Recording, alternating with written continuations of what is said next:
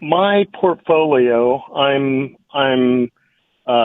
equal on everything, and I've got about $500,000 in it, and I've got 5 stocks in each sector. When I start from my second million or another 500,000, do I do another 5 stocks in each sector, or just build off of what I already have? So that's a great question. And it's a little bit because the different sectors have different allocations to them. Like you might have the utility sector. I'm not sure which model you're following, but the utility sector might be double or triple what you have in another section. So the target is between 1 and 2% of the entire portfolio. You could go even as much as 2.5%. So for example, if you have a sector that is allocated maybe 12%, you want to have 6 stocks there at 2% each.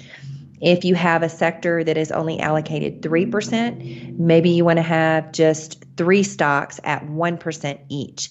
What will tend to happen over time is that we adjust the asset allocation models depending on what we see happening in the economy and in the markets. Mostly in the economy is the driver of where the asset allocation models come from. So it's totally possible that a sector that is only allocated for 3% right now may increase later to 5% or 6%. Then you could add those stocks in. So it's better to look at it as a percentage of the whole. And you want to make sure that if you've got if you're using that asset allocation, the portfolio tracker, that you include all of the money there. So the money that's not allocated yet, put that into cash, and it'll just show you a lot heavier in cash. Yes, I'm in the 45 to 55. I'm going to retire when I'm 70, and so I've got a few years yet. But let's say I have $1 million in my account. I still only have 5 companies or 3 companies per sector. You could. I mean, that's totally possible. It all depends on the percentage.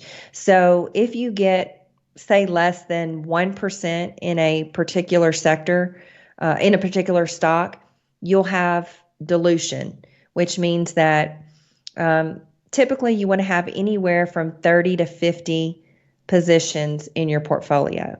So if you end up with, 10 positions in 10 different sectors, that's going to be 100 different positions.